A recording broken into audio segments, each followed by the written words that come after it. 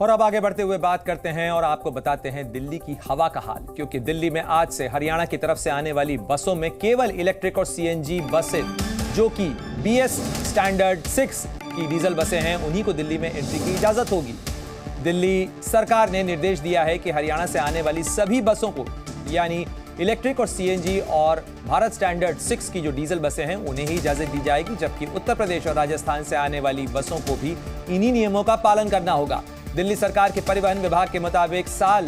इस साल 1 जुलाई से ही हरियाणा से दिल्ली आने वाली सभी बसें, राजस्थान और उत्तर प्रदेश में केवल इलेक्ट्रिक और सीएनजी और बीएस स्टैंडर्ड 6 की जो बसें हैं, उन पर यह नियम लागू किया गया है।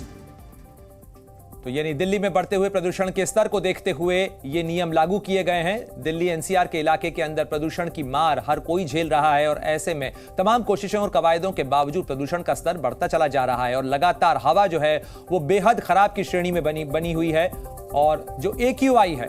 वो 300 के पार लगातार बना हुआ है। और ऐसे में आपके लिए यह समझना बहुत जरूरी हो जाता है कि दरअसल वो 5 बड़े कारण क्या हैं जिनके कारण दिल्ली की हवा जहरीली बनी हुई है। तो देखिए, उत्तर पश्चिमी हवा की दिशा होने के कारण ये एक बड़ा संकट खड़ा हो रहा है। पराली जलाने के कारण जो धुआं निकलता है वो भी दिल्ली की हवा के लिए एक बड़ा सरदर्द हर साल साबित होता है। पटाखों का धुआं भी प्रदूषण बढ़ाता है और ऐसे में खासतौर पर त्योहारों के मौके के ऊपर पटाखों का इस्तेमाल जो है वो भी हवा के स्तर को खराब करता है।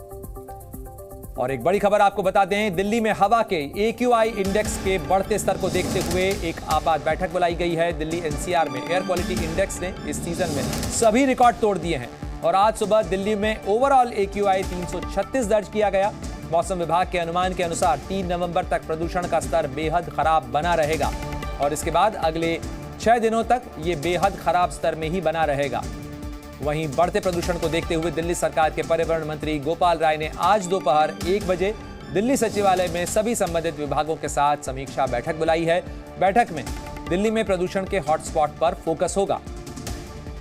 अभी कल जो है वो लगभग 350 AQI पहुंचा था। दिल्ली में जो 13 हॉट स्पॉट्स हैं उन पे जो अलग अलग काम हो रहे हैं, उससे काफ़ी जगहों पे तो चीज़ें जो हैं वो नियंत्रण में आई हैं। कुछ जगहों पे जैसे 4-5 हॉट स्पॉट्स हैं जहाँ पे ख़ासतौर से जो है वो व्हीकल पोल्यूशन का उसमें कंट्रीब्यूशन ज़्यादा आ रहा है, उसको लेकर के और पूरे दिल्ली के अंदर जो ग्रेप 2 को हम लोगों ने लागू किया है जगह जगह, उसके लिए आज हमने सभी जितने संबंधित विभाग हैं उनकी 1 बजे समीक्षा बैठक रखी है कि अभी कहाँ कहाँ कमी रह जा रही है उसको और ठीक किया जाए।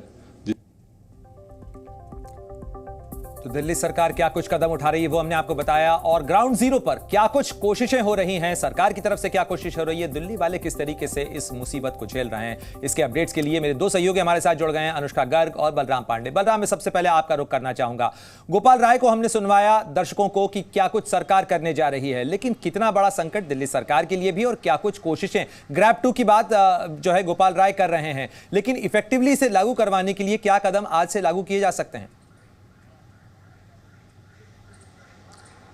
बिल्कुल, देखिए, जिस तरीके से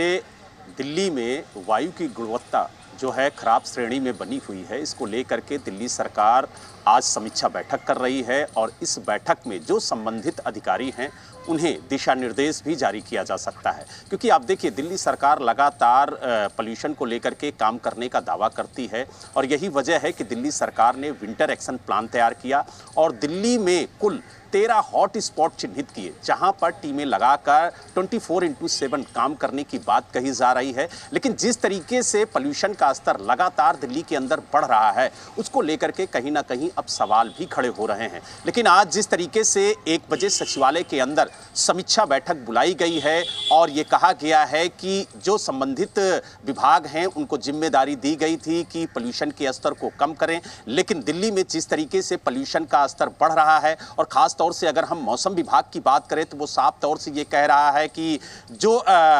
इस वक्त हालात दिल्ली के अंदर हैं वो आने वाले 1 सप्ताह तक इसी तरह से बने रहेंगे। तो यानी दिल्ली के लोगों को भी जो पोल्यूशन का स्तर है वो कम होता हुआ नजर नहीं आ रहा और यही वजह है कि जो दिल्ली सरकार ने विंटर एक्शन प्लान तैयार किया उसकी क्या तैयारी है, किस तरीके से विभाग काम कर रहे हैं, कहां पर चूक बिल्कुल रह रही बलराम, है, बड़ी जिसकी चिंता वजह यही से है कि जो अभी pollution फिलहाल का राहत स्तर है, मिलती वो हुई कम नजर हो नहीं रहा आ है। रही है। मैं अनुष्का का भी रुख करना चाहूंगा। अनुष्का, जरा ये बताइएगा कि मौसम विभाग किन आधार पर कह रहा है, क्या वो मौसम की कंडीशंस हैं जिनके आधार पर कहा जा रहा है कि दिल्ली वालों और एनसीआर वालों को फिलहाल राहत मिलती नजर नहीं आ रही है? बिल्कुल, मौसम विभाग की अगर हम बात करें तो सरासर जो हमने डेटा देखा उसमें साफ तौर पर कहा गया है कि पिछले 2 सालों के मुकाबले इस साल का जो अक्टूबर का महीना था वो सबसे ज़्यादा प्रदूषित महीना रहा है। और इसको लेकर के जो हम अगर डेटा को भी देखें तो जितना भी प्रदूषण का स्तर है वो 300 से ज़्यादा यानी कि बेहद खराब श्रेणी में बना हुआ रहा। Poor to very poor category की जो हवा है वो इस साल जो है दिल्ली वालों को झेलनी पड़ी। मौसम विभाग जो है जो जिन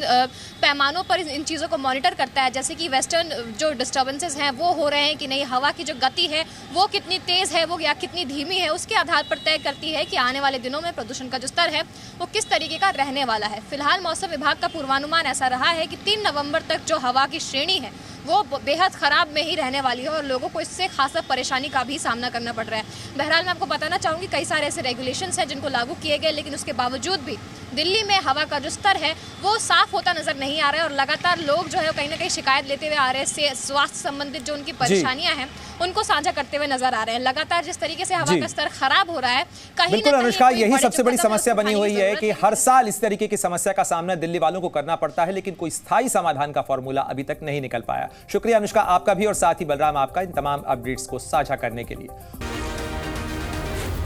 Zee News।